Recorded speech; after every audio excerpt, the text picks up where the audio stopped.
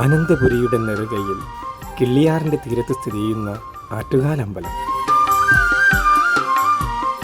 ദാരികവധത്തിന് ശേഷം ഭക്തജനങ്ങളുടെ മുമ്പിൽ പ്രത്യക്ഷപ്പെടുന്ന ഭദ്രകാളിയെ സ്ത്രീകൾ പൊങ്കാലയിട്ട് സ്വീകരിക്കുന്നു എന്നാണ് സങ്കല്പം. നിരപരാധിയായ തൻ്റെ ഭർത്താവിനെ പാണ്ഡ്യരാജാവ് അന്യായമായി വധിച്ചതിൽ കോപം പൂണ്ട വടക്കും കൊല്ലത്തെ കന്യാവ് ഭയങ്കരമായ കാളിരൂപം ധരിച്ച് പാണ്ഡ്യരാജാവിനെ വധിച്ച ശേഷം തൻ്റെ കോപാഗ്നിയാൽ മധുരാ നഗരത്തെ ദഹിപ്പിച്ചു.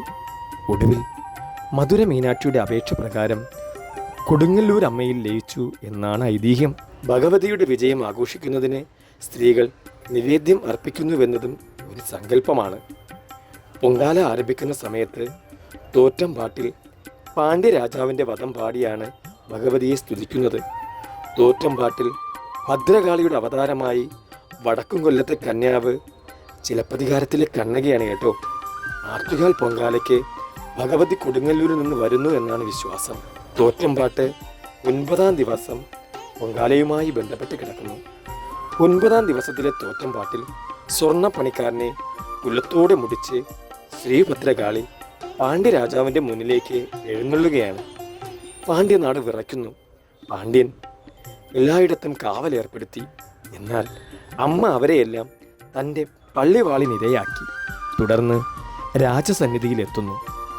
രുദ്രൻ്റെ നേത്രാഗ്നിയിൽ നിന്നും പിറവി കൊണ്ടവരുടെ കണ്ണുകളിൽ അഗ്നി നൃത്തം ചെയ്യുന്നു. 3000 കോടി മൂർഖൻ പാമ്പിനെ മുടിയിൽ വെച്ച് ധരിച്ച് 4000 കോടി നാഗപ്പാമ്പുകളെ നടുവിൽ വച്ച് 7000 കോടി ഏക പാമ്പുകളെ ഇടയ്ക്കിടയ്ക്ക് ധരിച്ച് ഒരു കൊലയാനയെ പുഷ്പമായിട്ട് ധരിച്ച് 2 കൊലയാനകളെ ഉഷകാതിലും വെച്ച് വലത്തേ കരത്തിൽ പള്ളിവാളും ഇടത്തേ കരത്തിൽ ത്രിശൂലവും സർവ്വ ആയുധങ്ങളും കൈകളിൽ വച്ച് ധരിച്ച് ഭദ്രകാളി മാതാവ് ഉഗ്രരൂപിണിയായി നിൽക്കുകയാണ്. ഇത് കണ്ട് വിറച്ച പാണ്ഡ്യൻ അമ്മയോട് മാപ്പിരക്കുന്നു. അമ്മേ ഭഗവതി, ഹരൻ്റെ തിരുമുകളെ, എന്നെ കൊല്ലരുത്. അടിയൻ പിഴച്ച പിഴകൾ പെറ്റമ്മ മാതാവ് പിഴ പൊറുക്കുന്നത് പോലെ എന്നോട് ഞാൻ ചെയ്ത പിഴകൾ അമ്മ പൊറുക്കണം. അടിയനെ അമ്മ കൊന്നില്ലെങ്കിൽ പലതരം നേർച്ചകൾ ഞാൻ തരാം.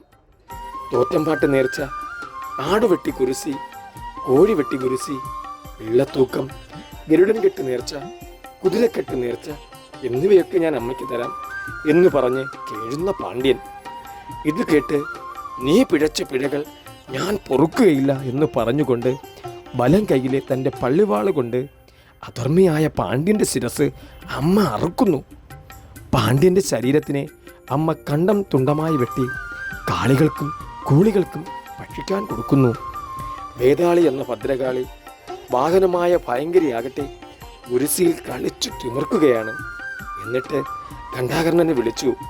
കുഞ്ഞേ ഖണ്ഡാകർണ, പാണ്ഡ്യൻ ശിരസ് നീ സൂക്ഷിച്ചു കൊള്ളുക, എൻ്റെ കാൽച്ചിലമ്പ് എടുക്കാനുണ്ട് എന്നും പറഞ്ഞ് പാണ്ഡ്യ സദസ്സിലെത്തുന്നു.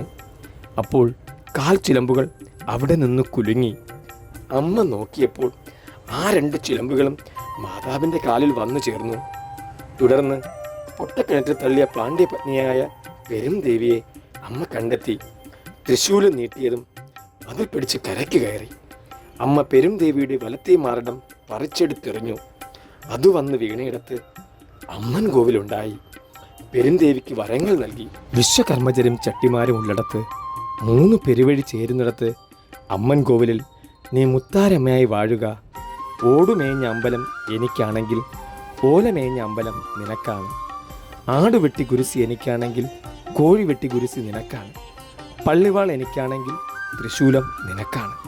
പൊങ്കാല വിളയാട്ടം എനിക്കാണെങ്കിൽ മഞ്ഞ നീരാട്ട് നിനക്കാണ്. തോറ്റം പാട്ട് എനിക്കെങ്കിൽ വിൽപ്പാട്ട് നിനക്ക്. കുംഭത്തിലെ ചെറുഭരണി മുതൽ മീനത്തിലെ ഇളം ഭരണി വരെ നിന്റെ ആഘോഷങ്ങൾ നടത്തപ്പെടും എന്നിങ്ങനെയുള്ള വരങ്ങൾ മുത്താരമ്മയ്ക്ക് നൽകി ശ്രീഭദ്രകാളി.